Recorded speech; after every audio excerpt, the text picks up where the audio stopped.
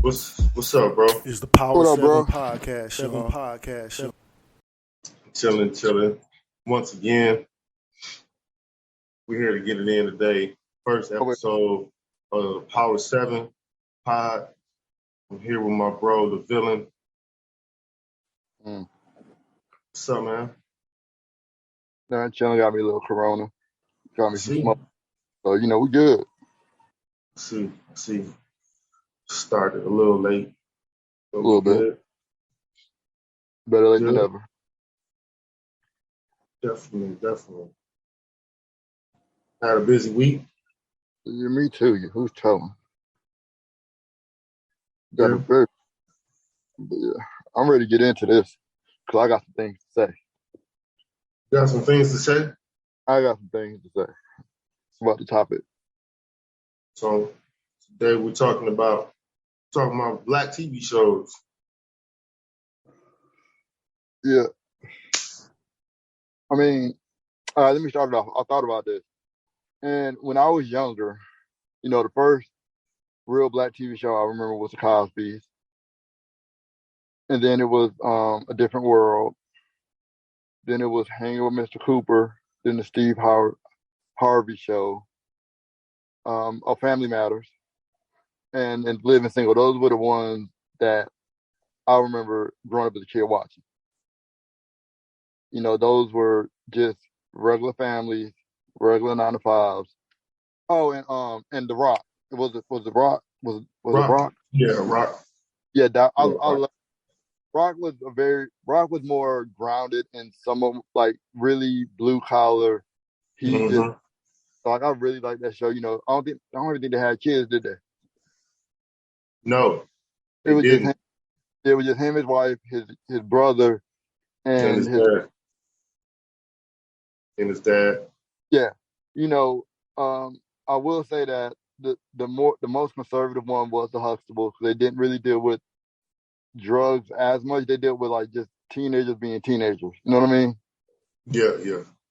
I mean, I dug it. I still, despite everything, I still would. If the Cosby Show came on today, I probably would pop it on and watch it because there was some episodes that was really funny. It didn't. I think you said something when we talked earlier about it. How you was like how they betrayed black. They just happened to be a regular family and they just dealt with things differently. Oh, and shoot, how can I forget Fresh Prince of Bel-Air? Fresh Prince. And Was it Mama's House? Mama's House? It wasn't Mama's House, y'all. I know I love Mama's House, but it was a show kind of like Mama's House. She was a heavier set woman. Thea? No, it was like the Parkers, but it was before the Parkers. I can't remember the name of it. Sure it wasn't Thea? With Brandy? It was Thea. Yeah. Yeah, They that had was Brandy in it. Yeah. Those shows and even the Parkers, they were just regular black families, in different dynamics. Some had kids, some didn't. The Parkers really brought up the single family tip. Oh, Hanging with Mr. Cooper was always amazing. Hanging with Mr. Cooper was a good one. Steve Harvey was a great one because we knew he was a comedian and he had said, oh, and Eddie Griffin had a show too. I forgot. He had Malcolm and Eddie with Malcolm Jamal Warner. Yeah. Yeah, so we had a lot of shows that were wholesome, I guess, if you want to say to a certain extent. That were wholesome? Oh yeah, I mean, they portray families being families. Nobody really was doing too much ridiculous. The Rock took the show Rock. They touched on a couple of situations with drug dealers. I know the Family Matters had one when Eddie got jumped. Different. Yeah. I don't know why I keep want to say Different Strokes. Different World was really, really good. I remember that really was a good one. Oh, and how can I forget the Martins? And Martin, yeah. Yeah, so that was more of a young adult show more than a family show. It was a good one.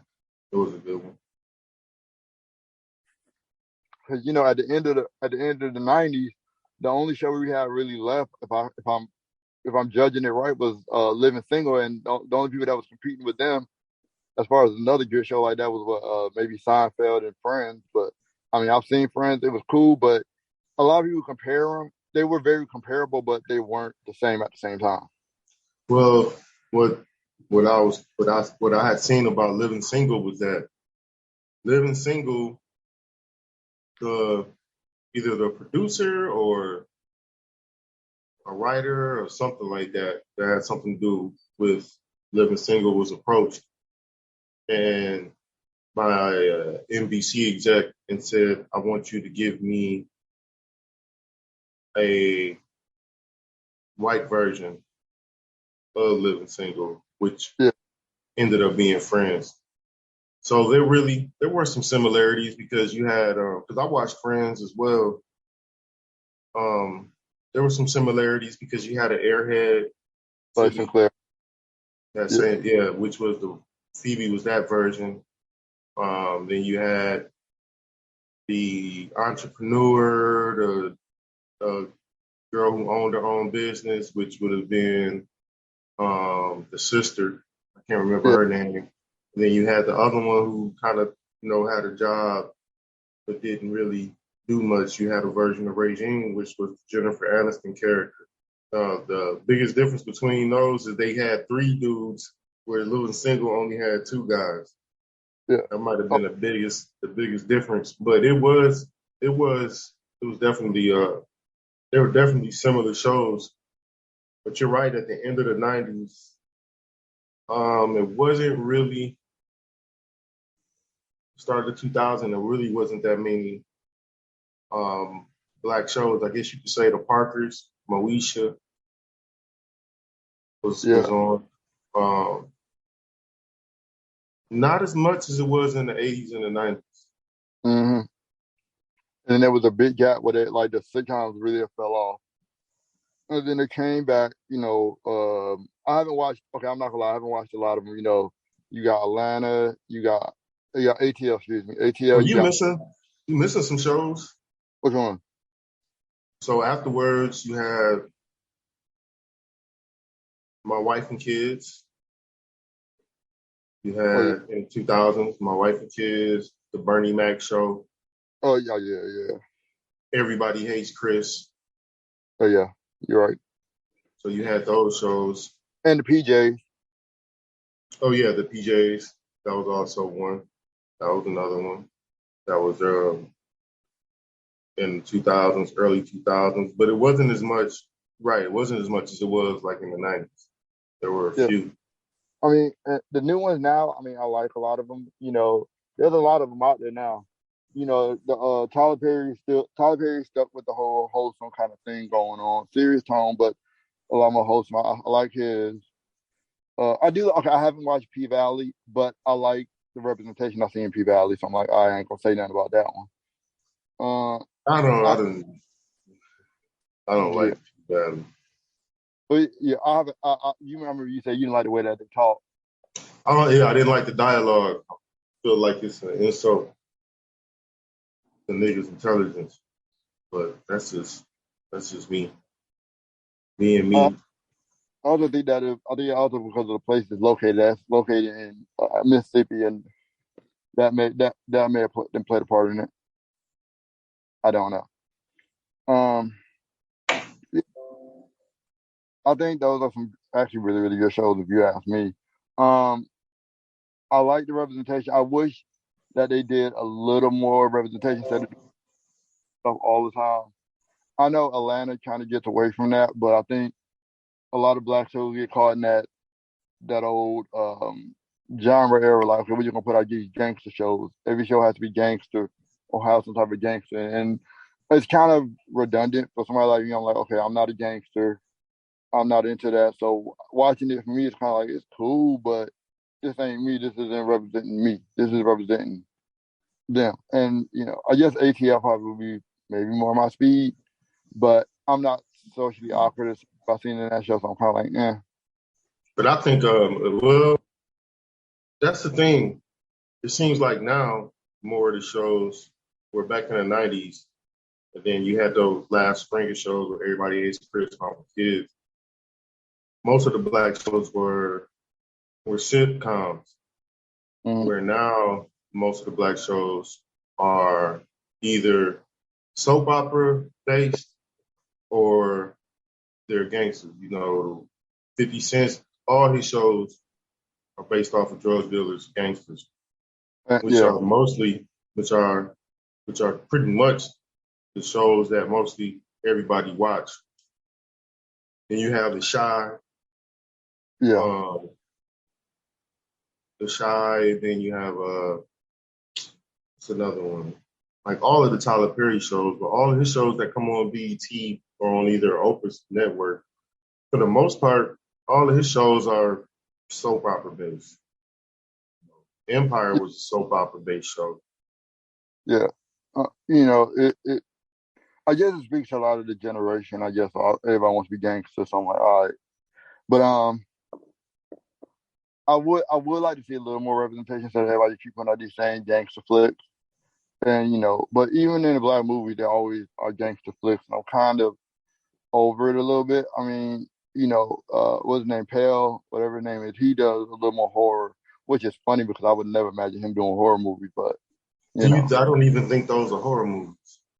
uh, To me, they don't seem like horror movies. They seem more like psychological thrillers, more mhm. so than horror movies. They keep calling these movies horror, but they don't seem like horror movies to me. Well, I haven't seen them, but I You haven't seen Get Out, Us? really like those types of movies. I ain't gonna sit here in front of them. I mean, they have, and then on top of that, they have a lot of these political messages that I'm not really here for, like Queen and Slim. I didn't want to see that. I, it basically reminded me of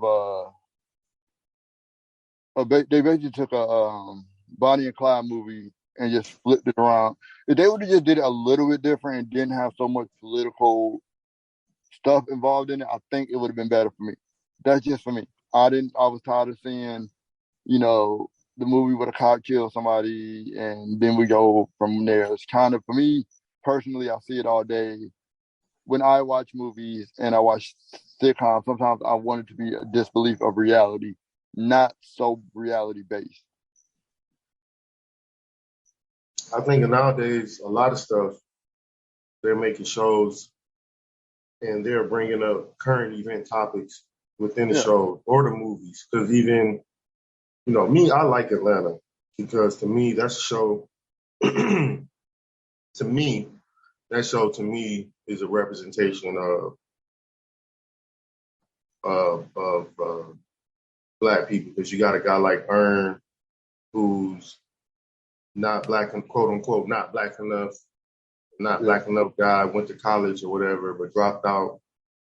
Um, and then you have some hood guys, and then just and a lot of the topics he touch on his episodes are usually based off of something that happened. Like with the new season, like he based off the first episode when this family adopted a black kid and was having him do all kind of work and shit like that. Like that was based off of some actual shit that happened itself. And it was spoiler alert for the people who haven't seen Atlanta. The ladies at the end of the episode, the little boy gets away and the little kids get away and the white women die. Where in the real thing that actually happened was that the white ladies killed the kids, the black kids that they adopted, and then they killed themselves as well. Everybody had died. Where in Yeah, the show, the little black boy saves the other kids, they get away, and then the white women they just go ahead and die. that was But funny that because I mean it wasn't funny, but it's weird because I didn't hear about that one, but I did hear about the black woman who adopted the white kid and she was torturing the mess out of her. the black woman, Yeah, I remember that. I do remember that because it was odd because I mean you rarely see black people adopt white. Well, that's it's kind of a normal thing. that I didn't hear of, but the episode of Atlanta was based off of. I had heard about the two white lesbians that adopted the black kids and killed the black kids and then killed themselves. Mm. But I didn't hear about the black woman that got some white kids and did that. I have to. It was one. She had one white chick. She had one white chick. She tortured the poor baby to death. But yeah, you know, and I I think think that's always. I think the representation has always been an issue when it comes to black TV shows because even back in the day when the Cosby Show came out, there was always this one side of black people being like, because they were a doctor, the mother was a lawyer, the father was a doctor. It was always, well, that's not a real representation of a black family. And people would be like, I like Good Times better because that showed the real of black people. And I was like, that used to seem crazy to me when I was coming up. I'm like, well, damn, why do we have to be stuck in the projects for yeah, motherfucking forever? And then by the time when they do make it out the projects and really get to have real good times, the show ended. You yeah. know. That I think the problem is, I think Bill Cosby, and I think he had a good idea. He's like, I don't want to show that. I want to show black people that they can be, because there's always been successful black people that just Exactly. persevere and but Bill Cosby's show was kind of based on him. A lot of I know Bill Cosby. His family was well to do, and they actually, I'm saying, geez, not Bill Cosby. Um, Dave Chappelle. Dave Chappelle came from a similar situation where his family they were teachers and lawyers, and Yeah, they were I think his mom was a college professor. yeah, and his dad did something. I think he was the only family member not to go to college. He went this route, Yeah. and it reflects in the movie that he did. Remember, he did Have Bait, and the stuff that he did, it came off a little different. And I know a lot of people. I've talked to a lot of black people. When it came down to comedians, they don't always they won't put Dave Chappelle in their top. They're like, he doesn't speak to us. But for me, I'm like, he be speaking. I like what he says. I mean, at the end of the day, there is some social commentary from what he believes. But I think he's one of the top ones that I put in there. He goes up there with Richard Pryor, in my opinion. Yeah. A lot of black people say they'll be like, Dave Chappelle didn't really get the attention of most black people until the Chappelle show. Yeah, I would agree with that because I watched some of his specials, and even the way he dressed, it wasn't quote But if unquote. you but if you look at some of his old specials, he did the usual black jokes.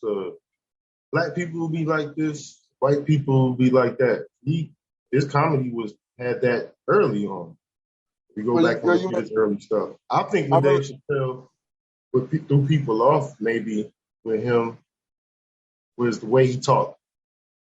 but it's funny though because if you think about it, all the movies a lot of his successful movies he did was black based. Remember, he did Undercover Brother. He Yeah, did, and the first movie I remember seeing him in, that I can actually remember him in, that was, I mean, other than Have Bait, was Nutty Professor. I think the first movie I seen him in was when Harry met Sally. No, not when Harry met Sally. I'm sorry, it was You Got Mail. Okay, That was the okay, first shit I seen him in. Was You Got Mail. He was in You Got Mail. No, I'm lying. I'm gonna go back even further than that. It was Robin Hood, Men in Tights. yeah, yes, it was because I love that movie. One of my top favorite movies. I don't know Yeah, how it's to a forget funny that. movie. Yeah, it was funny. He was in that. He definitely was in that, and he represented the black dude in that. Yeah, I'm on the east side, on the west side. Yeah. Yeah, yeah. Um, I thought I thought Dave Chappelle. I would give him his flowers. I know we're kind of going off topic, but I will always say this much: I give flowers to an underrated black comedian is Chris Rock. Chris Rock, if you think about it, the first movie I seen Chris Rock in was I'm gonna get you something. Underrated. You say Yeah, Chris but Rock underrated? You tripping? in the black community, like when he did that last special he did on Netflix, I didn't hear no black people really talk about his Netflix special, No, not really. It was good and too. It was funny. he was spitting jewels on that, and I was like, yeah, and he did that one. Then he did I'm gonna get you sucker. Then he turned around, he did New Jack City. He did that series, or like he is actually a very good artist. He's a student of the art because he did that movie, Death at a Funeral, which was an English movie that he adapted for French. American. French. Yeah. It's a French And movie. then I didn't even think about when I was saying the PJs. I was like, he did do the PJs, and he did. Nah, the PJs was Eddie Murphy. That But I was thought Eddie it was Chris Murphy's Rock. show. Nah, it was You Eddie sure? Murphy. The PJs, that was Eddie Yeah. Murphy. Yeah. That was You Eddie right, you Murphy. probably. But Everybody Hates Chris was the shit. I Oh don't yeah. know about black people underrating Chris Rock because Bigger and Blacker is what blew him up. He hadn't blown up until he did that. And then he did Bring the Pain. And then he had the Chris Rock Show, which the Chris Yeah. Rock Show was the shit. So he had his moment when he was on, he had his, like, I'm on top of the food chain right now moments. You know, he had Yeah. a string of movies, like Head of State when he was the black president. Yeah. So, He did Growing Up 1 and 2 yeah. And with then Adam Everybody Sandler. Hates Chris. Everybody Hates Chris is a classic sitcom, man. Yeah, but like That's- I don't feel like when people talk about black comedians right now, they're only talking about two. To be completely honest, they're talking about Kevin Dave Hart Chappelle? and Dave Chappelle. I'll tell you another artist that you should. His name is Al Sadiq or Al Sweet. I can't pronounce. Ali Sadiq, he's cool. Yeah, I just watched his last. He dropped his a special on YouTube for free. That was phenomenal. I have to check it out. It's on YouTube. It's about an hour long. It's free on YouTube. I definitely tell anybody to check it out, especially if you. He's talking about this one. He's talking about how he became a drug dealer. He's like, the reason why I tell these stories is I'm not going to tell you the glamorous side. I'm going to tell you all the stuff that happened to me while being a drug dealer. How he got his eye socket closed, and it was like how he got into it and how his dad moving in with his dad. Like, it was actually a really good one. Oh, where's his phone at? Where's his shirt? Look in the refrigerator. I don't see it. Look in the closet. The washing machine is dryer. Yeah. I think that was a good one. That was actually phenomenal. I do like the range that I'm starting to see from Kevin Hart. Kevin Hart is showing people that he can do multiple things. If you'd have asked me 10 years ago, I would have thought the dude who did 3 Strikes would have blew like Dave Chappelle did. Really? Yeah, because he was funny. He was okay. I didn't really like 3 Strikes like that. Brian, his name is Brian Hooksworth, something like that. Yeah. He had a lot of movies that he came out with. 3 Strikes. Man, it's another one that escapes me right now. I can't remember it, but he had a lot of Airplane. He was in Airplane with Soul Plane. He was in Soul Plane. Yeah. I don't know. I wasn't a fan of his work. But why do you think, because I have my own opinion on it, but I'm going to ask you first. Why do you think black people are always so concerned with television programming of how it should be represented? Because it's representing us. For a long time, in the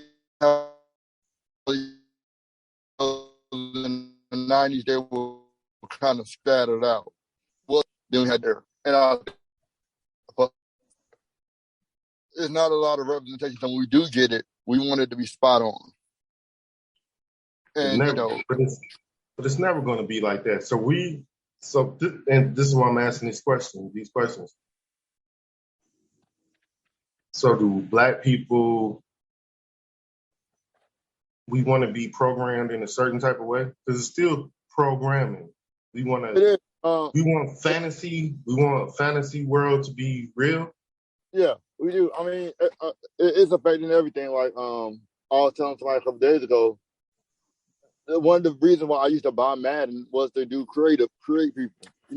Create myself, create my team, And I think I bought a recent one, and you can't even really create a team. You just can take it, you can put them on a regular team and maybe change the colors.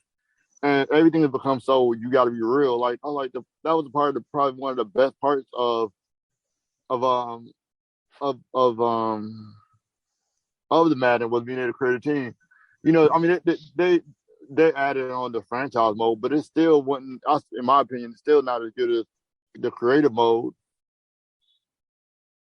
So another question into it.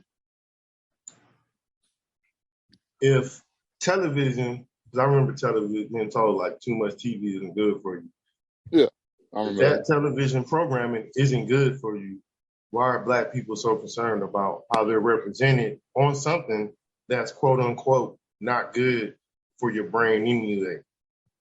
They want Black people. They want Black people to read more books, but then they're concerned about what's going on TV. Well, I'll say this because I'm not a big book reader, but I do audiobooks. I've always been. I'm more of an oral person, so I feel that when you're watching TV, for me personally, I want the suspense of reality.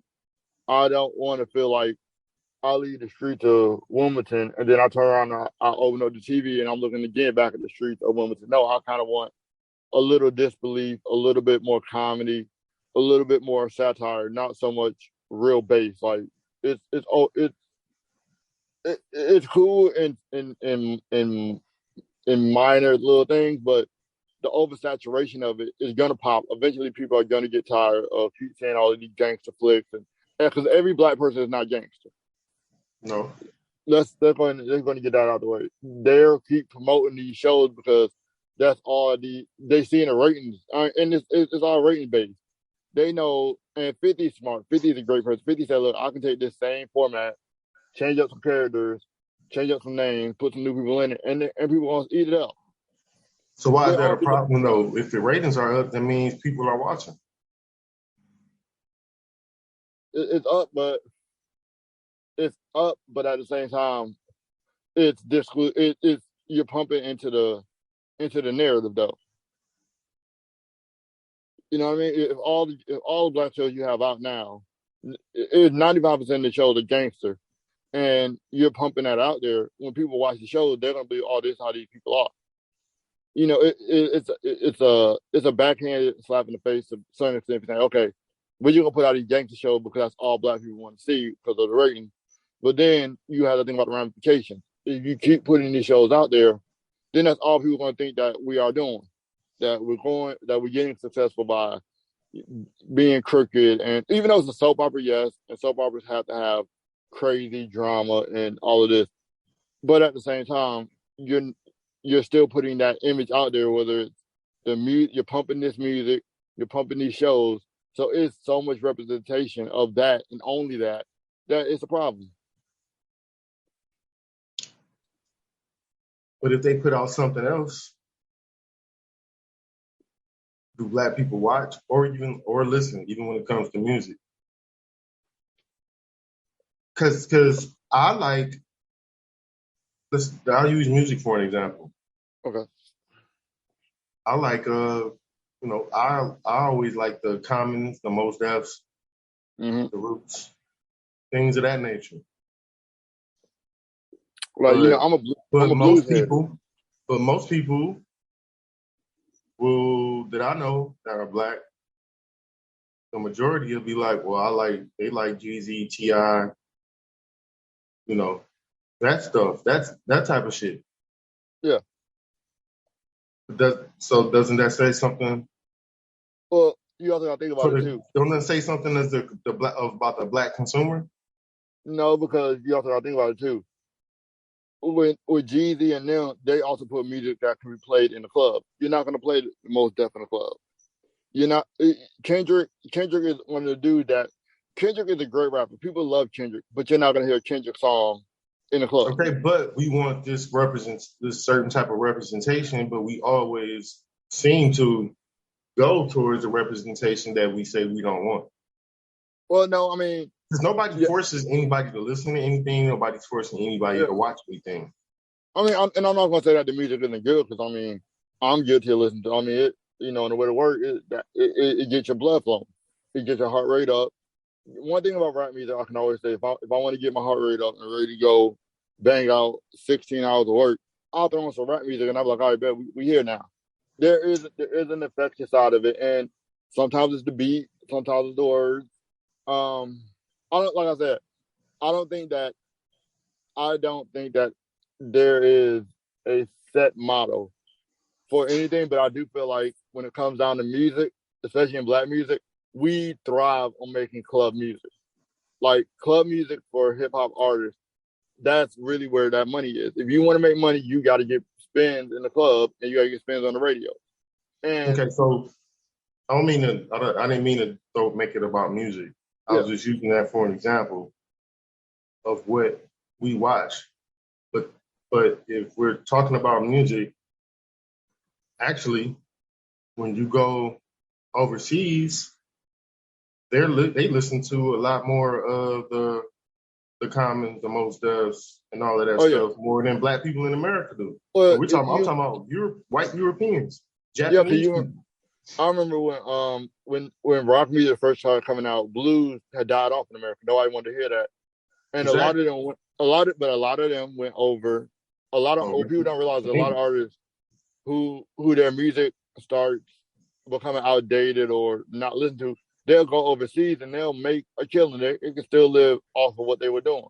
So exactly. So the point I'm making is we want proper representation, but most of the time the representation that we support is the exact representation that we argue about, that we go against, where other races embrace that representation that we say that we want. Other nationalities do. Even America, I probably would know more white people that know about that listen to like a Most Def or a Common over the other genres. So is that really a true statement, or is that really just something that's put out there for black people to have something to complain about? No, I mean, it's a sign of the times, I guess. But I also think that too that the radios is gonna play what what the consumer wants, and I mean that's not to say that Common and them can't come out with a hit banger, because I remember that song he did Before You Put Your Love Away. I can't remember that song. I can't remember the name of that song. One of my favorite songs by Common. I mean, when that song came out, that was a hit. I don't think that it's so much that they're not getting spins, because they are. I mean, I've listened to the radio. I mean, granted, they're playing a lot of certain kind of music only because that's what the majority wants. I mean, that's like with anything with rock music. You probably can go on a radio station, and now here's the difference between African Americans and a lot of other genres of music. You have more radio stations. You have radio stations that will play traditional rock, traditional country, modern country, whereas in hip hop and African American music, you don't have a neo soul radio station. As far as like on the main, like just that you can just turn the knob to, you only have one representation, and that's it. Whereas in country music, you can go find oldie but goodie country, you can find new country. You don't have another Coast 97 point that's here. You don't have another Breakfast Club that maybe only plays neo soul music. And I mean, now luckily we have the internet, so most people don't listen to the radio anyway. They do playlists, but that's all. That goes somewhere else. We're going somewhere else, but it's the same thing with TV shows. There's always a complaint about certain type of TV shows. I don't think that'll ever be. I don't think there will ever be a saturation, an equal saturation, to where everybody feels included. That's just it's really just impossible. But did you watch the Carmichael show? That was a good show. I might have. I can't remember. That was a good show. That was a really good show. That was like on for 3 seasons. What about Blackish? You said you told me that you didn't like Blackish. Okay, I like Blackish, but I didn't like. I was like, they all light skinned. It's ridiculous, except for the grandpa. and quote unquote the dad, but he looked kind of like he passed the light skin. What are you I was talking like, about? Anthony Anderson is light skinned? in that show, he didn't.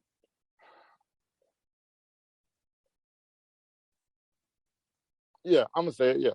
Yeah. Well, he's like your complexion. I don't think. Maybe he is. He ain't my complexion, but he's not like he's like your complexion. Well, I feel He like ain't yellow. maybe I think I'm darker than what I am. I don't know.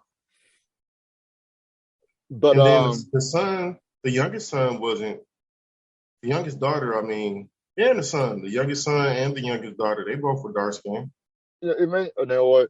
I'm sorry. It wasn't Blackish. It was a Netflix show called Was It Black Folk? It was basically they took the same prowess and put it there. But Oh, you that talking whole about show, Black as Fuck?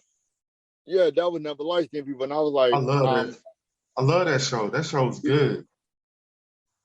I like that better than I liked it better than Blackish.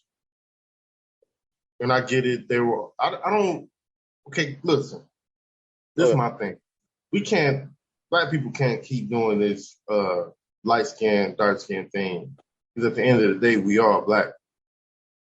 You know, we can't sit up here and want this one version of black to be black. It just doesn't seem, in my opinion, it doesn't seem logical. yeah, but that's what you're getting now. And in the TV show, you're only getting this one version of black. That's You only all get you one get. version. Like I said, did you see the Carmichael show I with might have one. David Allen Greer, Tiffany Haddish, Jared Carmichael, what's her name? Loretta Sweet, and Lil Rel. And that was a really good show. I think I might have missed that one. Yeah, So it's like I said, on. You can still find it if you got Hulu. It's still on there. It's really I got a funny couple too. days though. It's real I funny might have stuff. watched it, but like I said, there was a little bit of time where I really wasn't watching TV like that.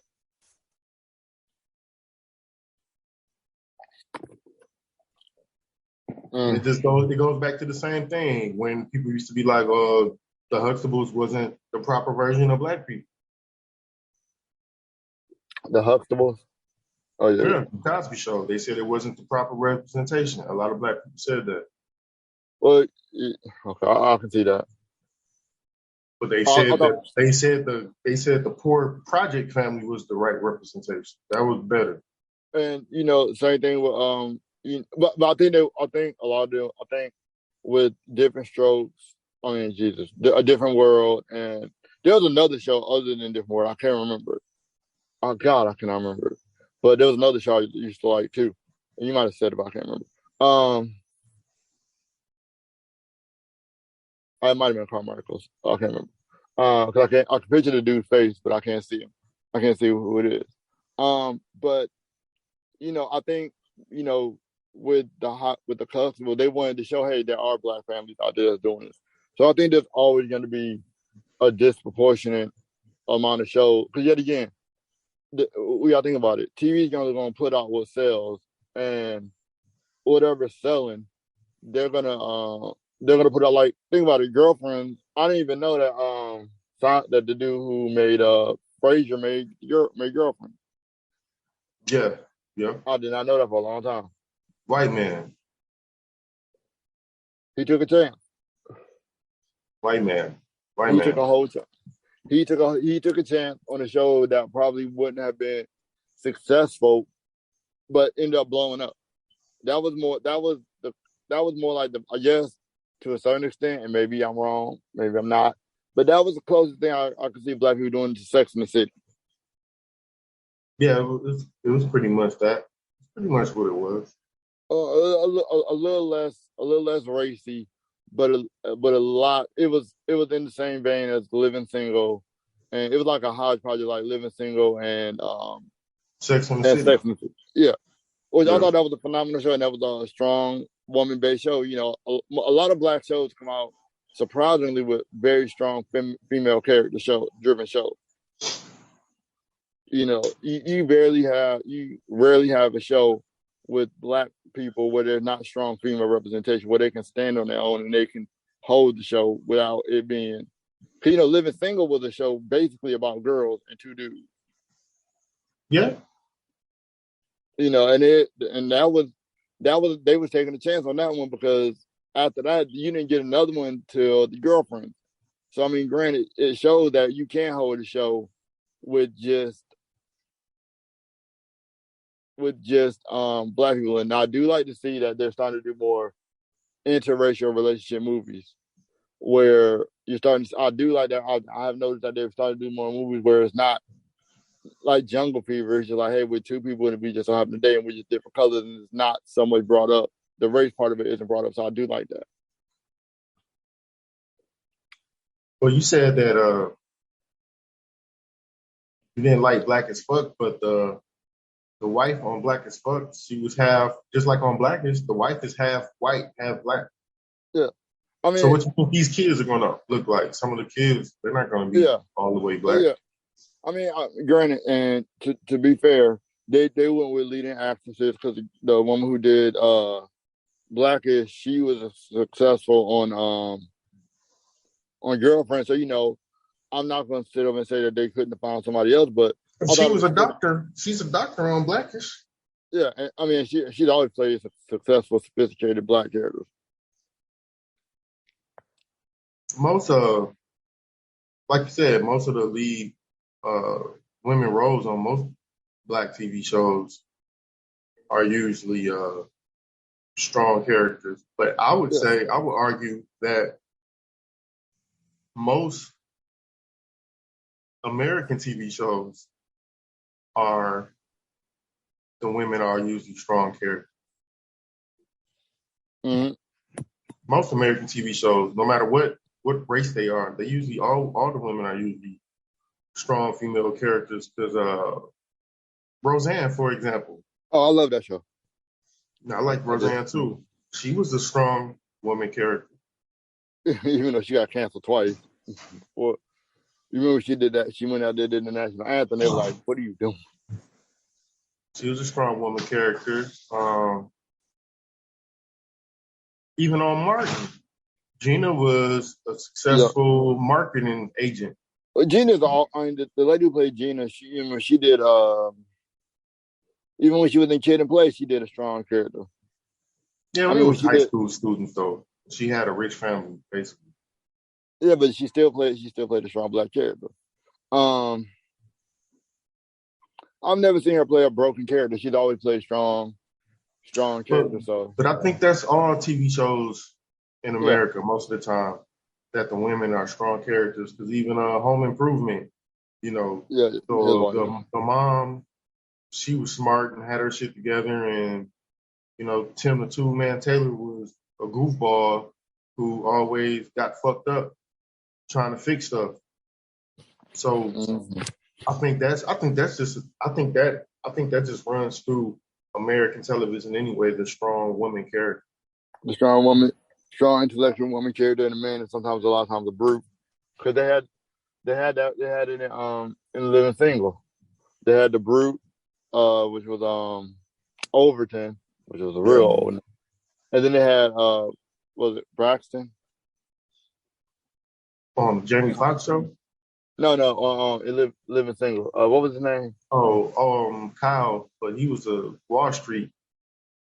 Yeah, I thought that was actually really cool that they gave him a very sophisticated job where he was going into corporate. So it showed. I think that representation showed a lot of black people, hey, you can do this stuff. You don't have to, quote unquote, be just a regular. It showed you two different sides of the black community. Some go to be very successful in business, while others are happy being blue collar. And I think, at the time there was always two shows. You had either somebody was really, really smart, or somebody was blue collar. Yeah.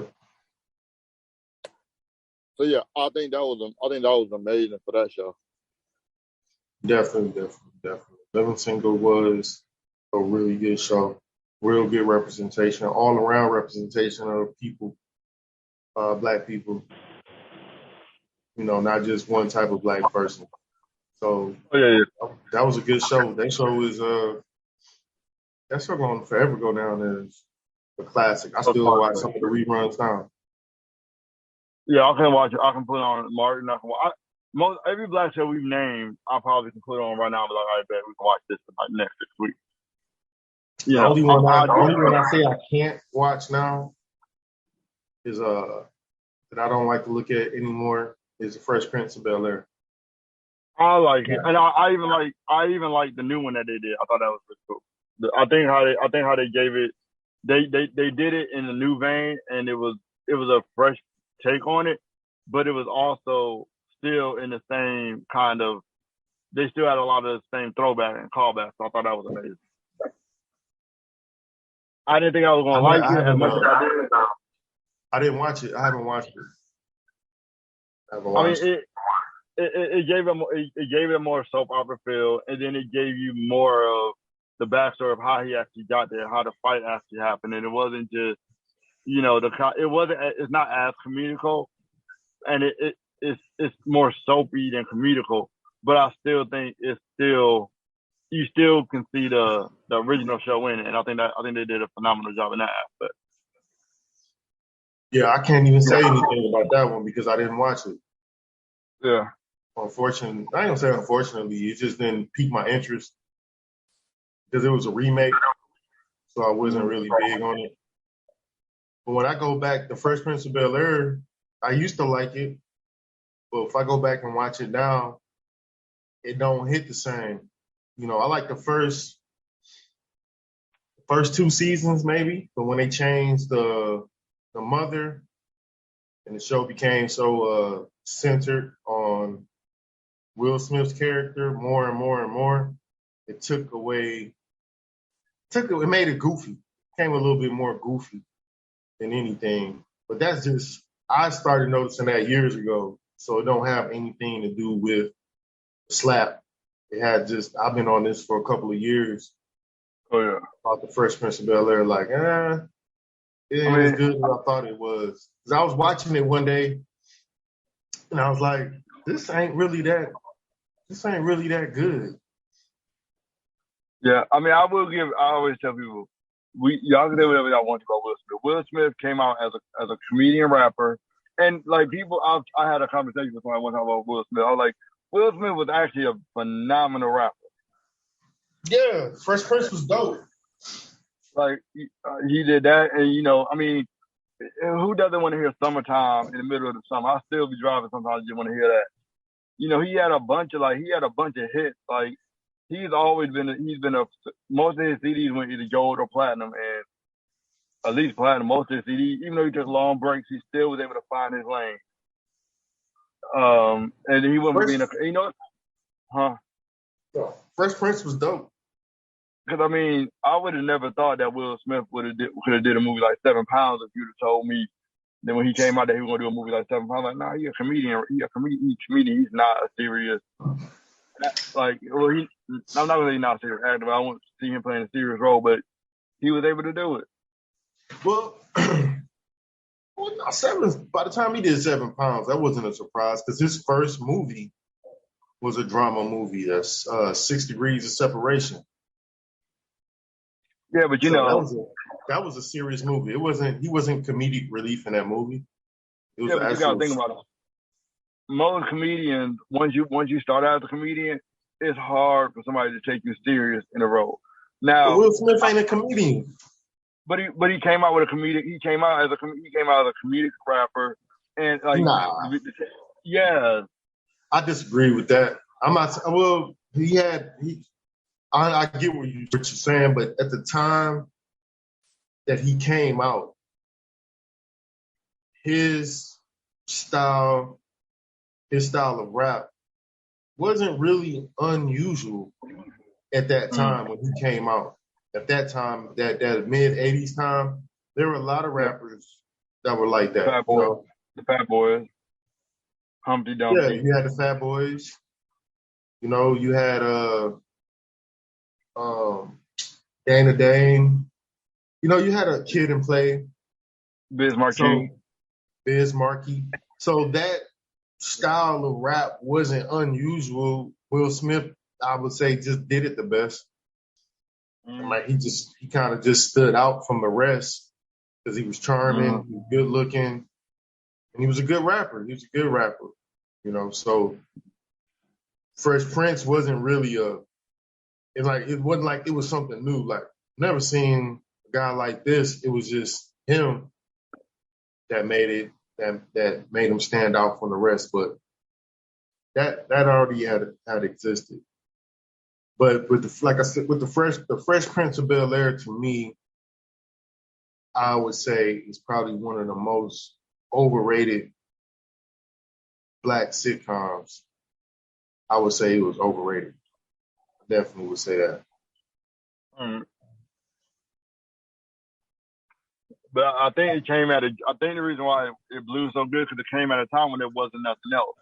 You know, I don't remember too many other shows. When he was doing his show, when he did his run, I don't think there was a lot of black shows like that at that point.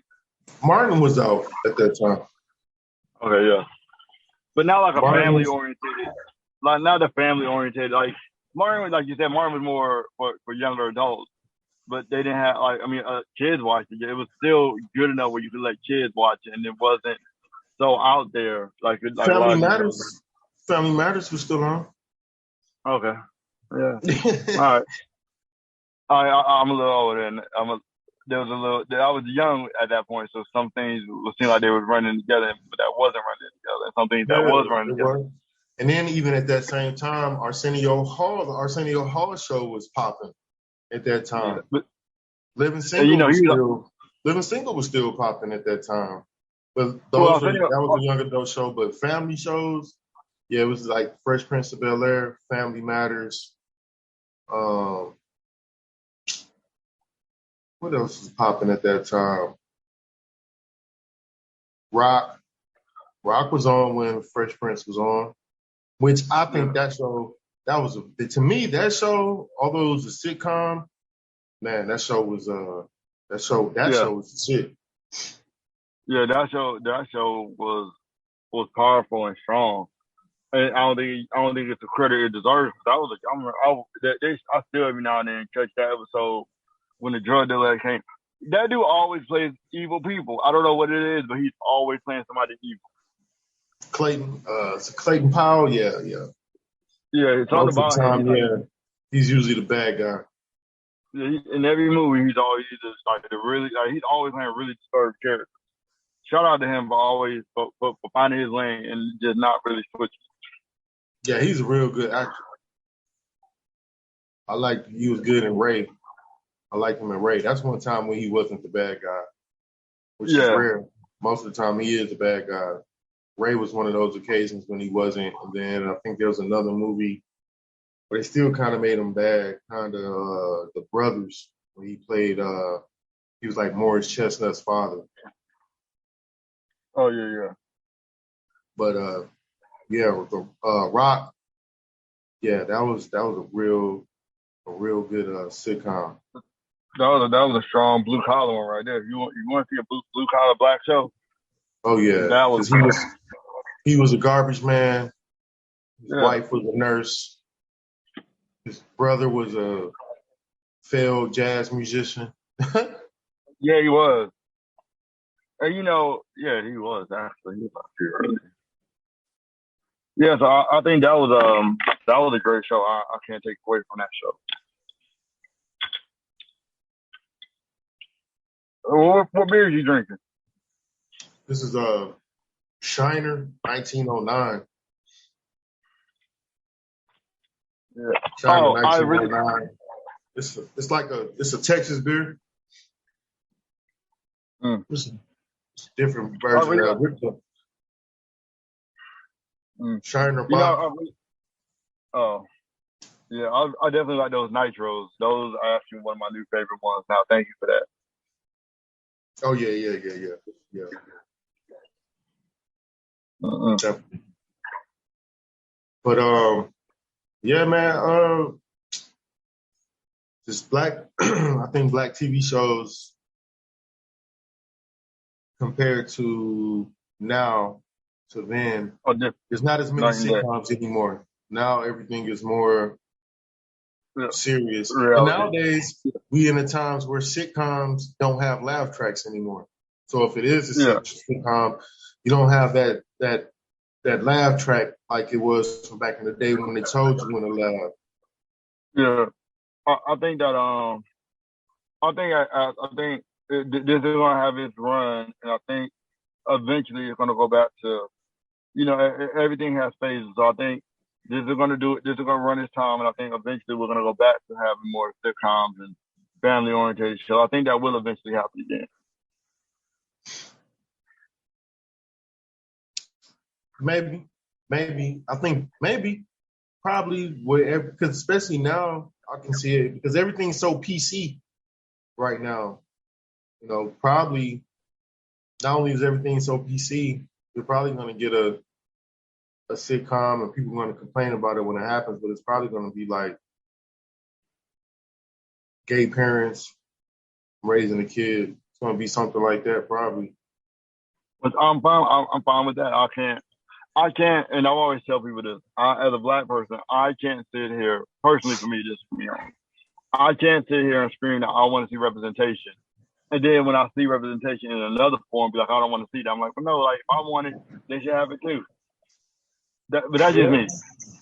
I think that's hypocrisy to be like, I want representation. Then I see another us doing another version of representation that I don't necessarily like, or some people don't like. Then they're like, oh, I want to see this. I'm like, no, they need to have their flowers too. Don't sit there and be I hate to say a bigot, but don't be a bigot about it. Be like, I want the representation. Then when you see it, because at the end of the day, there are people out there who are like.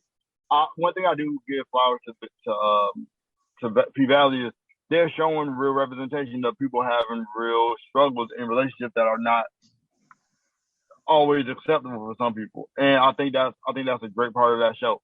Like I said, I haven't watched it, but I've heard a lot about it, and I was like, all right, well, I mean, it's like I said, it's not on my vein of TV shows to watch, but I still think that the fact that they're doing that kind of representation is amazing. I feel you. So then you shouldn't have had no issue talking about just light-skinned people. They can't have no representation? Yes, they can. Yes, they can. Yeah, because that's what I'm saying. Everything you said. Yeah. I know. You can't go. No, it's just a little stick I always run up here like, oh, yeah, all right, cool. But yeah, like I said, I don't think I thought it was a good show. I did. I ain't gonna sit here and say I wouldn't watch it. I'm like, all right, it was a good show. That was just my little thing. I was like, all right, it's Black. Like, I would have done it a little different. Maybe had more whatever. But I still thought it was a good show. I wouldn't tell nobody not to watch it. That's something I wouldn't. I don't watch that. It's a good show because it had to be a good show because it lasted so long. Yeah. And in today's climate, where people needing things so fast and things need to turn over so quickly, the fact that it lasted that long was actually really good. True. I think when it came out in the early 90s, you probably would have had 14, 15 seasons of it. Oh, yeah. Definitely. It definitely would have ran a long time in the 90s. Yeah. Oh, and we forgot about The Game. Yeah, which was a sitcom, but to me, that and Girlfriends kind of starts this soap opera feel to TV shows, to Black TV shows, because it was supposed to be a sitcom, but it started getting more and more, serious towards the end. Yeah. Like honestly, with these shows that's on now, I'm probably more likely to watch the show Lucifer over P-Valley. Yeah, well, I'm gonna watch Atlanta over a lot of stuff, because to me that hits home. It just hits home closer for me. That show Atlanta hits home closer to me, whereas something like The Chi or uh, The Shy, P or Valley. whatever, or whatever that Those 50 Cent things, show is. those things, those things feel more geared towards, to me, towards women because of the soap opera feel. So I'm still old school where I think some things. I'm not gonna say it's those shows are just for women, but when I watch them, I'm like the sensibilities of the show, in I my get that. opinion, appeal more to a woman's sensibilities, in my opinion. Which I mean, it is what it is. I watch Girlfriends, so I'm not biased. It's just, but I could even tell that show appeal more to a woman's sensibilities because that show I didn't watch on my own. You know, I would watch that with my significant other. That's when I would find myself watching something like The Game or Girlfriends. Now, P Valley, I tried to give it a chance. I just couldn't get with it. Yeah. It's a little bit too much for me. The dialogue was crazy. Just the whole concept. It's a strip. It just, it just didn't hit Yeah. for me. It kind of took the Players Club and really flipped it on its head. Now if I think about it. Yeah. Pretty much, yeah. All I think about it was like this is on the same vein as that, but just a lot deeper and a lot more drama based. Yeah, a lot of these shows are definitely. There aren't any black comedy shows right now. Like everything is reality based, and it's kind of for me, it's oversaturated. I'm like, I mean, Tyler Perry still. I cannot get with this. I can't get with Tyler Perry. Oh, I can. He got some stuff I like, and I don't have a knock against him. It's just everything ain't for everybody. My only knock is that he about him and his shows is, and this is just my personal opinion, is he always make the dudes be ain't shit. Like, except for 4 Girls. Yeah. Other than that, it was the 4 Color Girls or whatever it was. I think it was 4 Girls. 4 Color. Other than that, I was like, Jesus, can we get some real decent men? Why are these men pieces of shit or just like well, John? Because I think Tyler Perry, a lot of his what he does, he writes towards. I think his movies as well as his TV shows are geared more towards women. And especially women in the church who've been downtrodden on. You know, the work. I mean, and that's the difference. I think when people talk about TV shows, people talk about the difference between TV shows in the 90s and TV shows now. You know, in the 90s, you actually had, like you were saying earlier, a lot of those TV shows were actually family-based TV shows where the whole family probably would sit. Because, we watched the Cosby shows together as a family. Yeah, you can watch the Cosby shows. You can watch Martin as a family. You can watch just about every show we name pretty much as a family. I personally wouldn't want my kids watching Empire or anything like.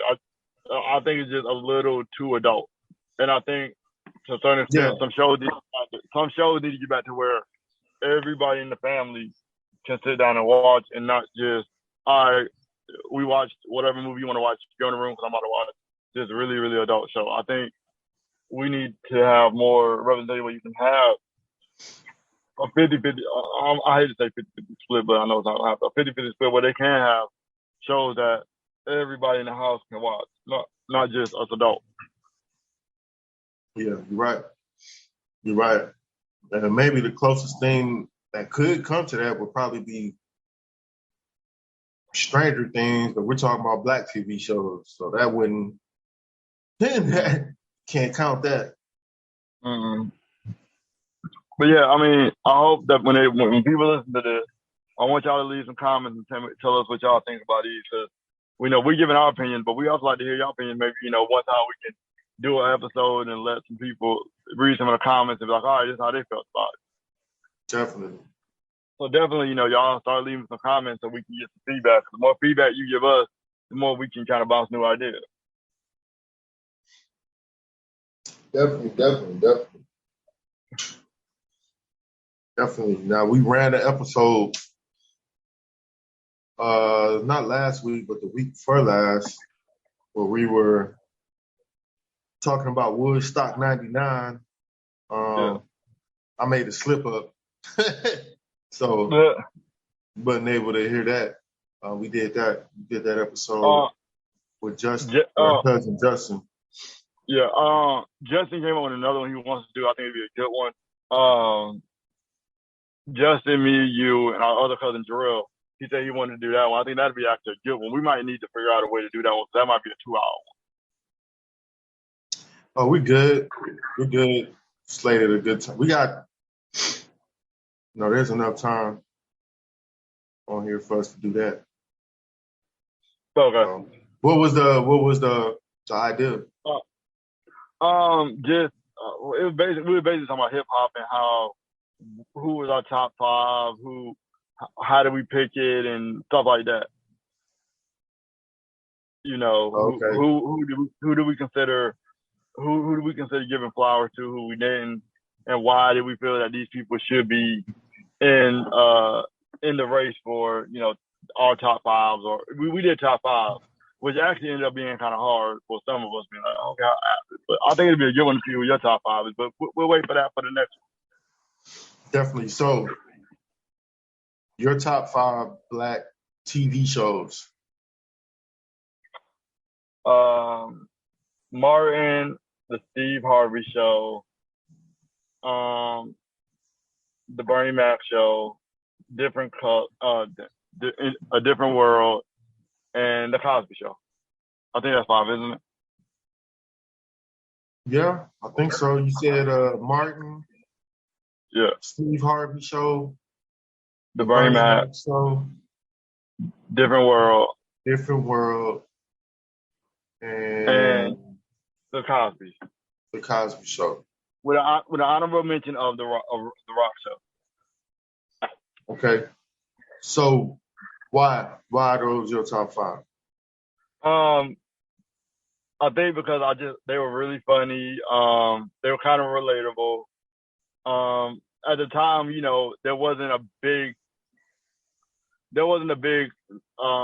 talk about, black, like, it wasn't a talk about a lot of big Black family shows. And, Martin always had black, he always wore like ABC shirts and stuff like that. And it was based in Detroit. So that's always going to be one of my favorites. I got to get that one because he's based out of Detroit. So I was like, oh, you got that one. Okay, so my top 5 Black TV shows are going to be Cosby Show, number 1. Good Times. Okay. Martin. Everybody Hates Chris. Okay. And number 5 is a tough one. Well, number 5, I'm gonna go with. I'm gonna have to go with Atlanta, man. Who's your honorable mention? My honorable mention. I got 2 honorable mentions. So my 2 honorable mentions will be My Wife and Kids and A Different World. You know what? You know which one we did forget? The LL Cool J Show. In the House. Mm-hmm. I should have did honorable mention from Hanging with Mr. Cooper, because that was a good one. Hanging with Mr. Cooper was pretty good. Yeah. Hanging with Mr. Cooper was a good show. But a lot of those shows culturally didn't have the impact like Martin, Living Single, The Fresh Prince of Bel-Air, or The Cosby Show, or A Different World. Those shows actually had like real impacts on on American culture, not just Black culture, Yeah. just American culture. Period. Those shows Yeah. definitely did. Yeah. Another show we didn't mention though. I brought up the Arsenio Hall show. Yeah. This was a talk show. We didn't mention Living Color. And Living Color. And Living Color. In Living Color was phenomenal. I would, if I had to drop one show, I would definitely put In Living Color on there because I still now would put on some In Living Color and watch it and die laughing like it was something new. Yeah, Living Color was a good We one. both out here Arsenio was the man at that time. Oh yeah. I think the 90s probably was, you could say, was the golden era Yeah. of Black TV shows because you had a lot of good. There were a lot of good shows were family shows. Everybody could sit down as a family and watch them. Yeah. A lot of those shows.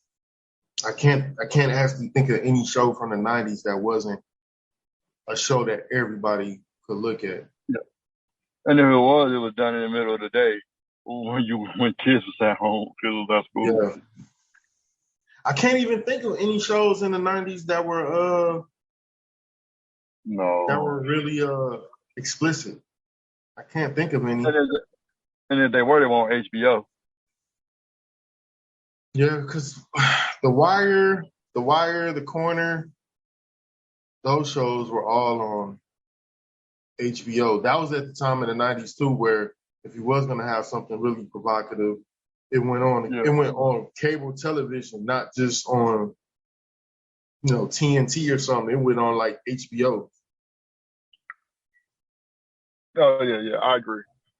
But even those, The Wire wasn't in the 90s. That was in the 2000s. Yeah. And I think The Corner might have been. That might not have been. Then that was 2000. That was the 2000s as well.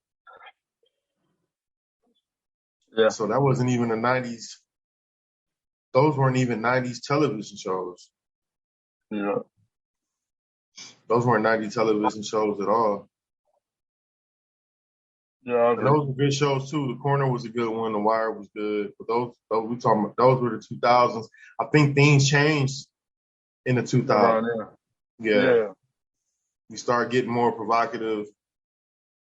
Those type of shows, cable TV driven shows where people say fuck and see somebody get killed and all of that. And I think the only television show that might have took it there on network TV probably was Rock. Yeah, Rock. Yeah. That was it. Where it actually where it was like, oh shit, where it had a real element to it was probably Rock. Or something that you could actually be like, yeah, this is actually gonna happen. Like, the drug dealer moving in. Yeah.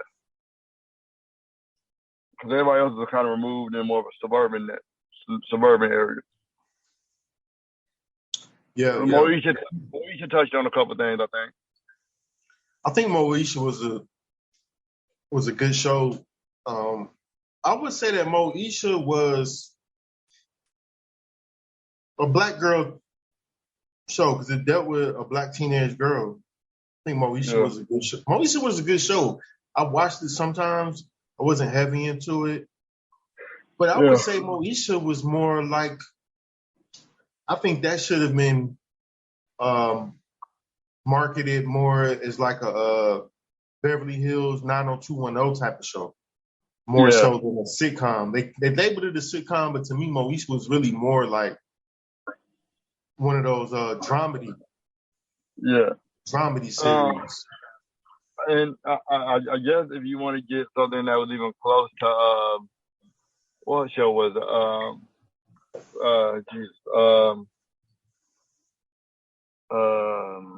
Saved by the Bell. I don't think Black people even had a really Saved by the Bell. No, I can't think of no Black Saturday morning TV show. Yeah. No, you're right. There was no Saved by the Bell or what was that one show they used to have come on? It was like They were a basketball team. Reggie Theus was in it. Anthony Anderson was in it. What was the name of that show? It was one of those, after the cartoons went off Saturday morning TV I shows. walked away. Saved by the Bell was a Saturday morning TV show. Yeah, I walked away after the cartoons went off. I was like, but yeah. Let me see. Try to look up that show. What it was called.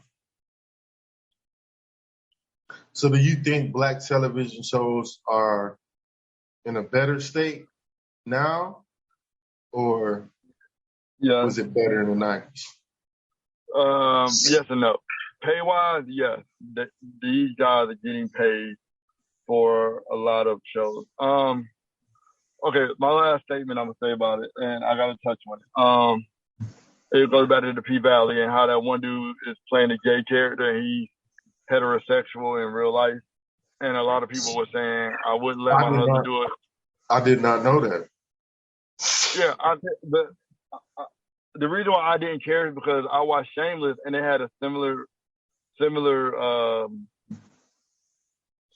thing where two characters were gay in the show, but they were heterosexual in real life. And nobody said anything about it, but yet black people find it odd that these people are playing character. I'm like, but you're playing a character that is not you. So there's still that sense of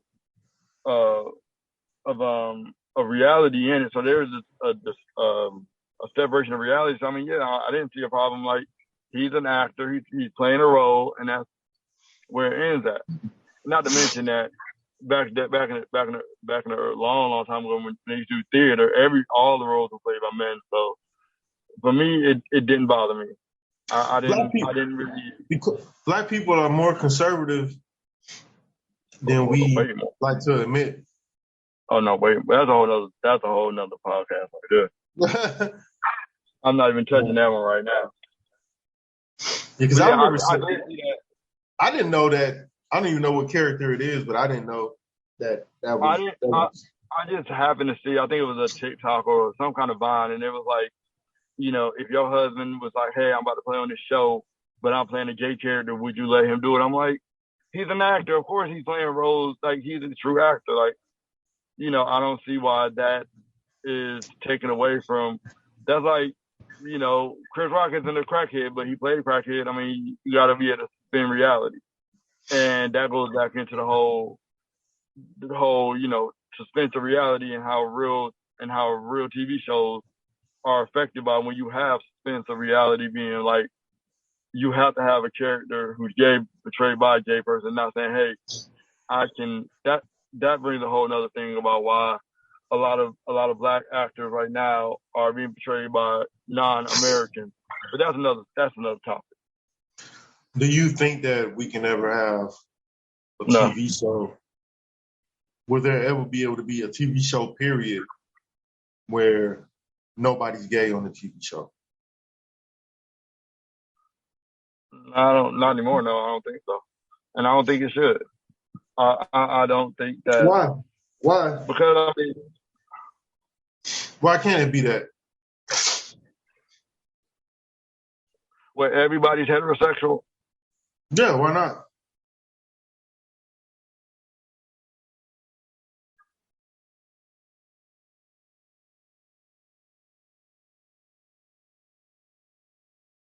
I think it can. I'll take that back.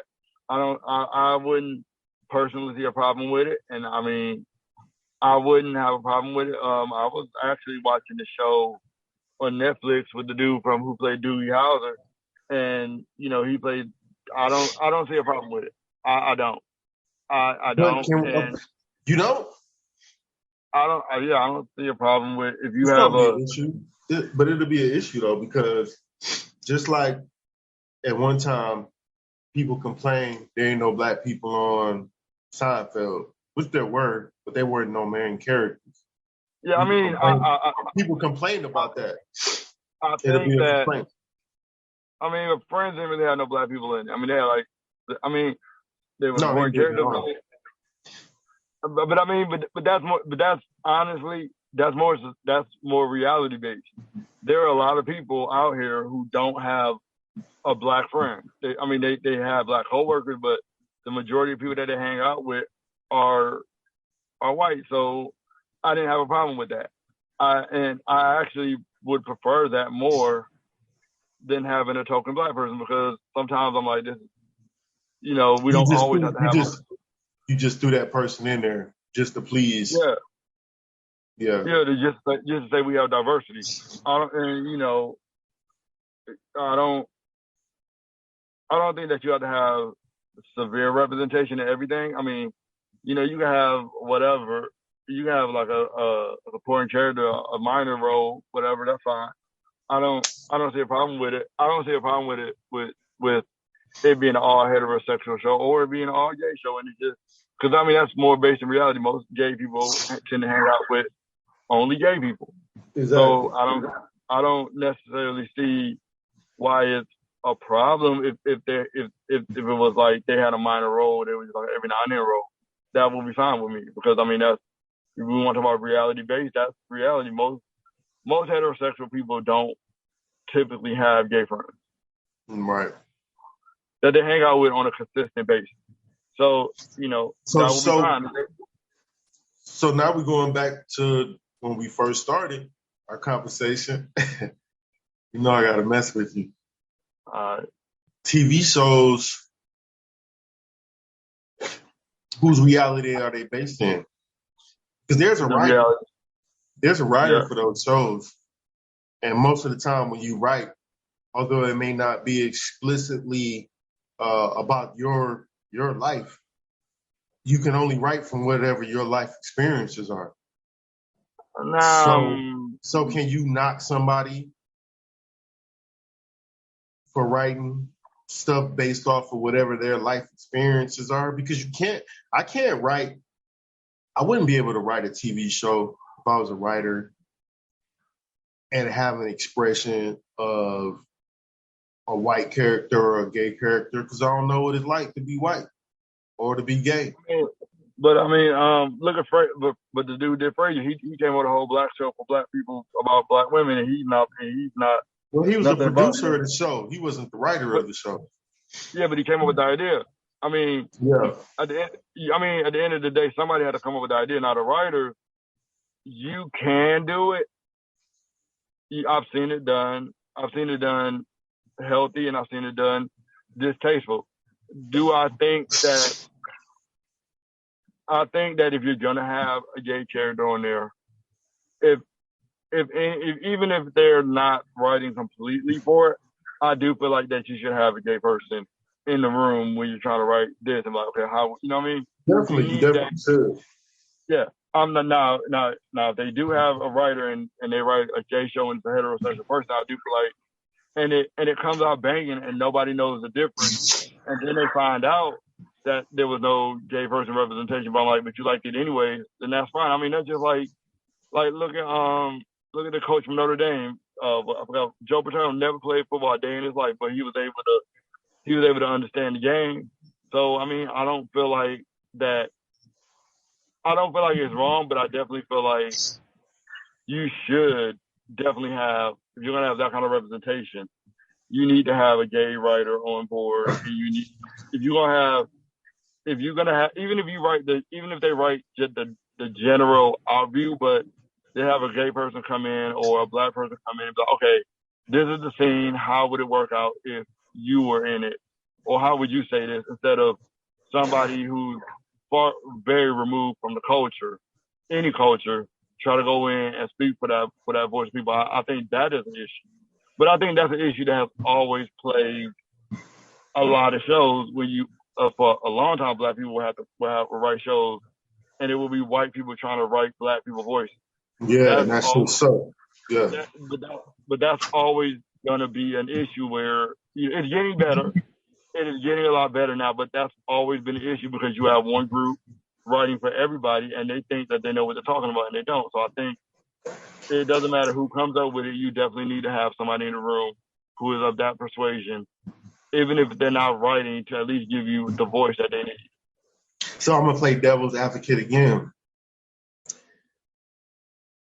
On Chris Rock show, Louis C.K. was a writer. Dave Chappelle show, his partner, Neil Brennan, white guy. Yeah, but I mean, you know, writing a script and then writing the actual words is different. I feel like if you were comedy is a little different, where I can give you a joke and he may say the joke, like, okay, that's funny. And I felt like with anything with that show, maybe the white guy came up with the joke and maybe it got flipped a little bit. And with that one, that was more sketch prop. So the white guy may have helped come up with some scenarios that were being done, and that's what they did. That's as far as I don't know how far I don't think he actually wrote what they were saying, but I definitely think that he came up with a lot of scenarios. And that's fine. I'm fine with that. I don't have a problem with if you have a show and you have a white writer or a white concept person. That's fine. I mean, you know, you need that. You need people, and it's fine. I don't necessarily think that you have to have I wouldn't be mad if I found out that it was a black show and that there was a white writer somewhere in there helping write some of the stuff. Because I mean, you need writers. So, and even if he's not writing the dialogue, if he's just coming up with scenarios, that's fine. Are you watching any black TV shows right now? In 2022, are you watching any of the new black television shows that are out?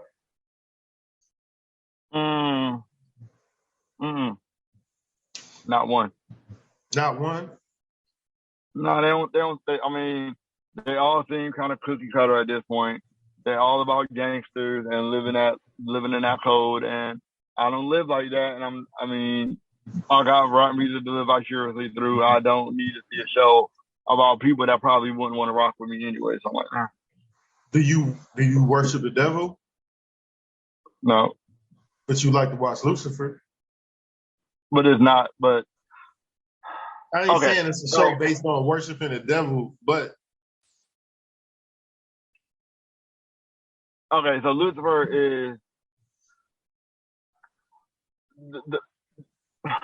all right. Lucifer is when I first was watching it, I was like, I don't know about this. But after I watched it, I was like, this isn't a biblically based show. There is elements of it, but then the further on in the show you get, you realize this has nothing to do with. This is actually based on a comic book, by the way. The two that also made me want to watch because comic book. It's based on a comic book run, and it's very different. It's not completely. There is a bit of Christianity, but it's also a bit of suspended. The basis of it is Christian, but there's a bit of it where it has nothing to do with Christianity. You can tell that they took the blueprint of it there, and then they just completely flipped a lot of stuff on its head. Have you tried to watch any of the television shows that are from Africa? Yeah, I actually watch a lot of them on Netflix. A lot of them African comedy movies. I watch those. Those things are funny as all outdoors. Yeah, African comedies are so funny to me. I have no problem watching it. And there's no Americans in it, and I'm fine with it. I like them. I don't have a problem watching those. I watch those. I watch Asian shows. I'm not one of the people that will be like, oh, this is not. No, if it's funny, it's funny. If it's good, it's good. It doesn't. Race doesn't necessarily play a part if I'm gonna watch it and like it. I got you. I feel the same way. Race doesn't play. I think the only black television show that I watch right now. I watch a couple. I watch Atlanta, and I watch BMF, and I watch Power Raising Canaan. I watched that one. Out of the Power series, I watched that one. I did watch. It was a Netflix show about a kid with superpower. I did watch that. Raising Dion. I think it was. I wonder what happened with that because that was a good one. They ended up. I like Raising Dion. That's the kid. He had the superpowers, right? Yeah. The second season didn't do as good as the first season, so they ended up canceling it. Yeah, I didn't watch the second season. Oh, yeah, but you know what? I am watching, which is a good one. I don't believe I didn't even bring it up because it just ended. It's a show called The Upshaws with Oh Mike yeah. Epps and Wanda Sykes No way, I lied. and Kim Fields. That's a good one. I did watch. That actually is a good family show. That's actually something that I could see, even though me and Reed have watched it together. That's something I could see all of us sitting Yeah. down and watching. Is the I think the Upshaws.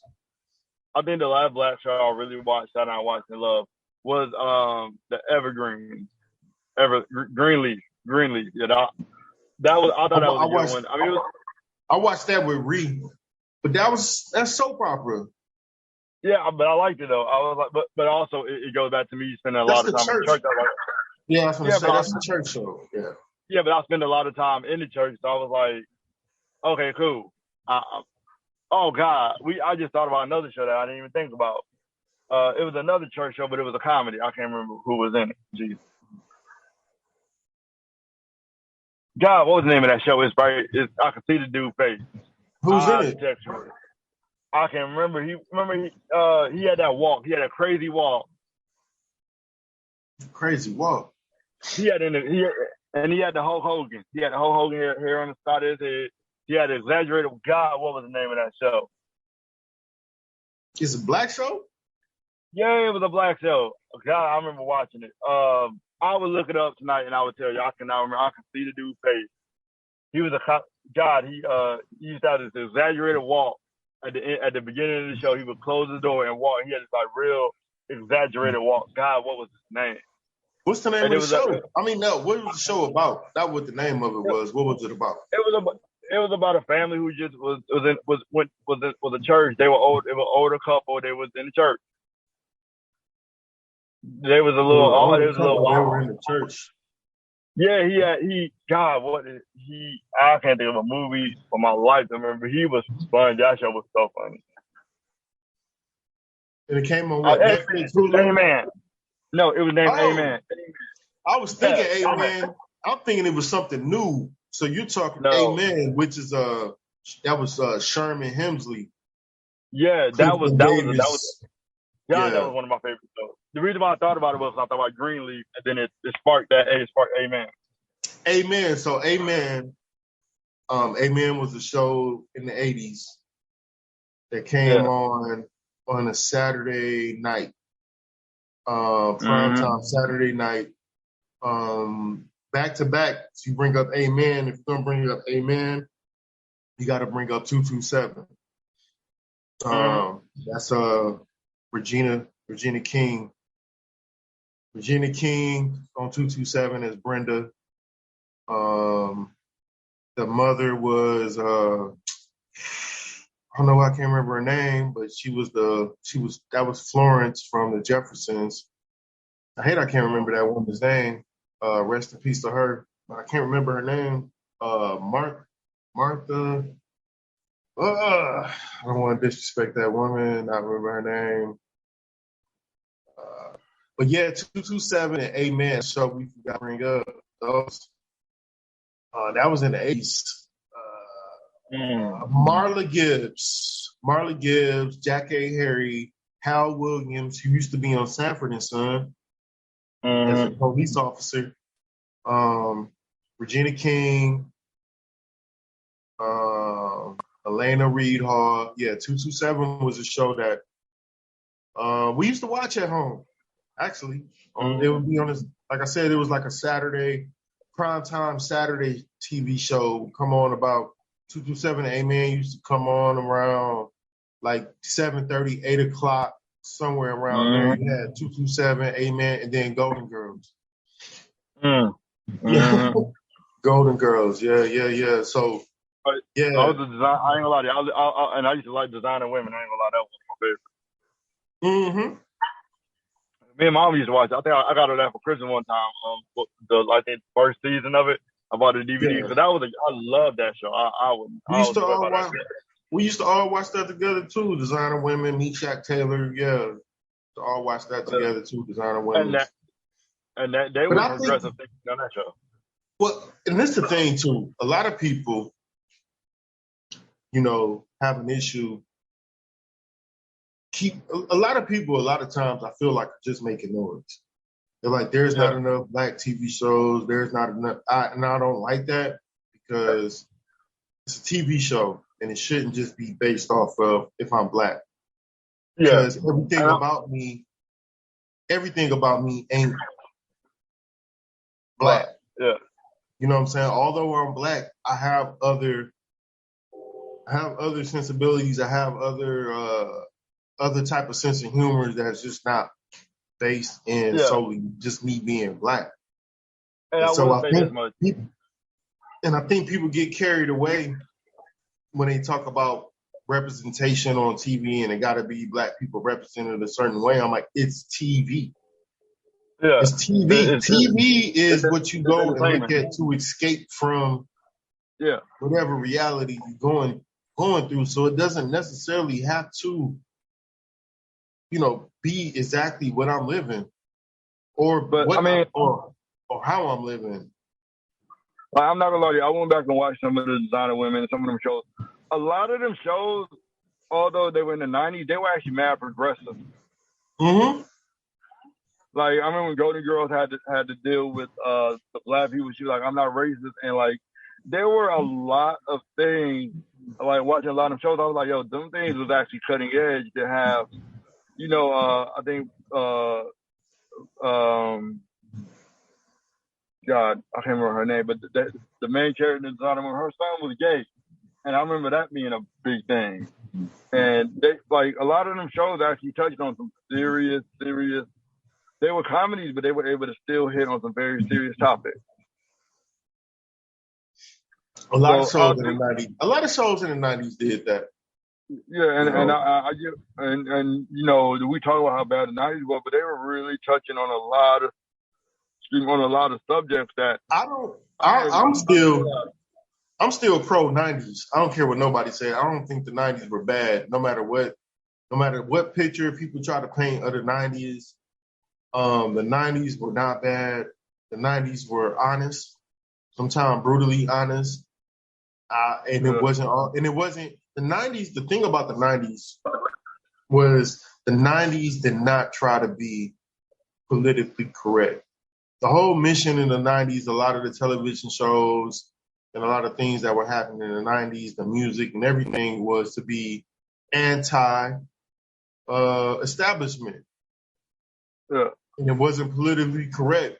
And that's what I love about the 90s. And that's what I'm always love about the 90s, from the TV shows, from the music, everything. So people try to come out nowadays and be like, saying the word that I hate. Oh, that was so cringe. I'm like, no, that shit wasn't cringe. That shit was fucking, it really was progressive, because if you didn't have that happen in the 90s, you probably wouldn't have some of the shit that you have now.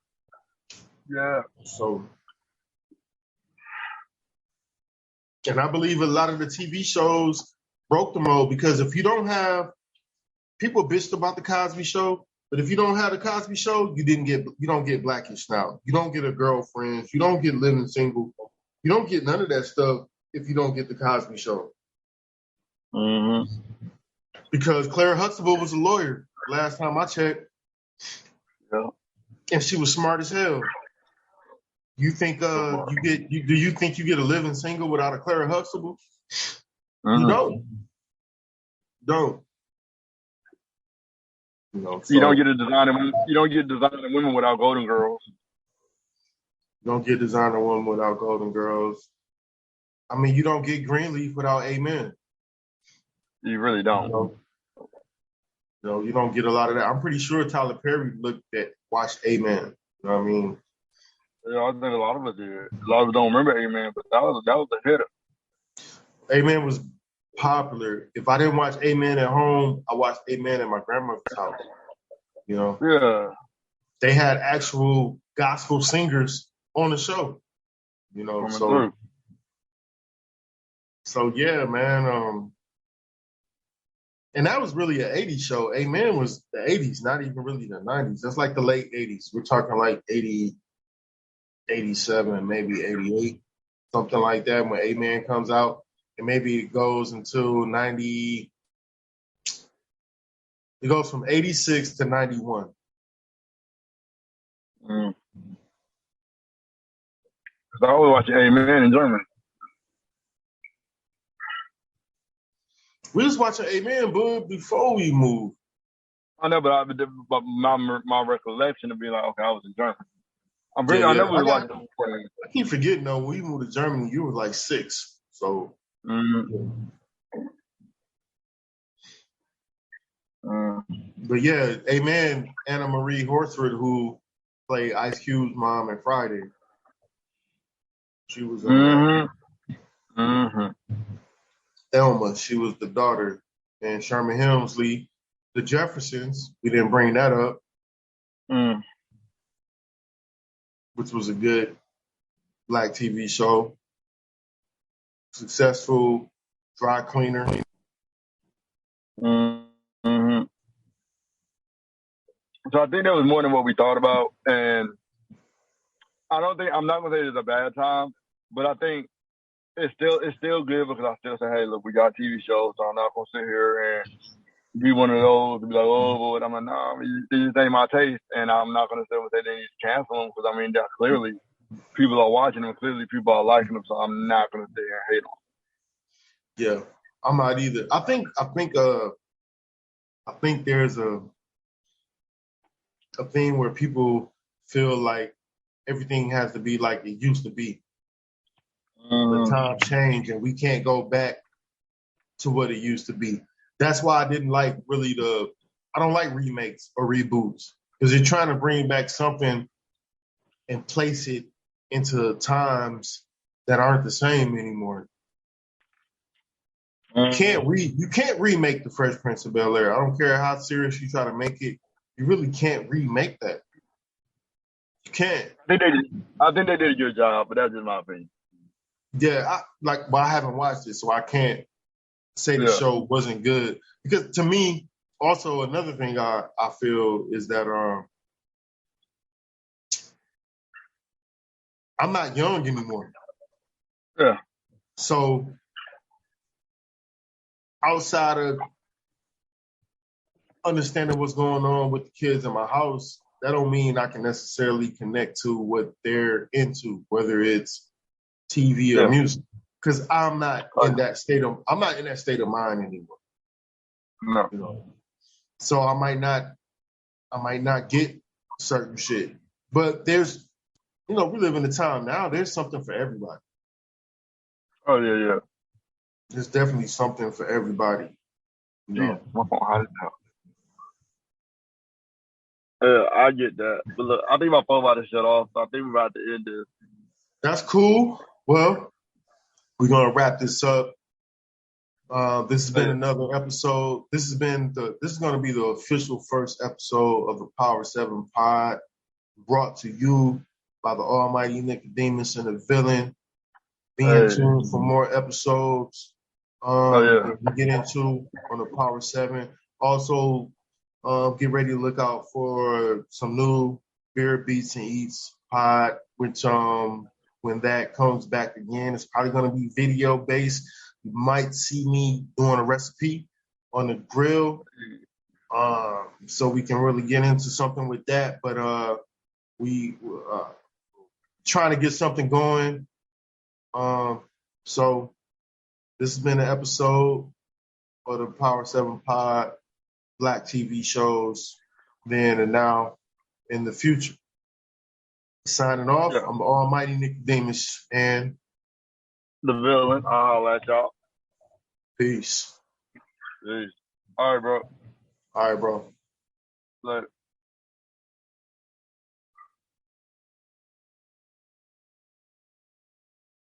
What's going on, podcast world? It's your boy, the Almighty Nicodemus, wanting to let you know about my new podcast, the Power 7 Podcast, featuring my brother, the Villain, where we give you our insights and our take on sports, film, music, and TV shows. Be sure to check us out on the Spreaker Network and all digital platforms where podcasts are available. Also, be on the lookout for my other podcast, the Beer, Beats, and Eats Pod, where we talk about beer, beats, and eats. We taste different beers from IPAs to stout while listening to user-submitted music while chowing down on some of the local eats in our area. So check us out on the Spreaker Network and on digital platforms where all podcasts are available.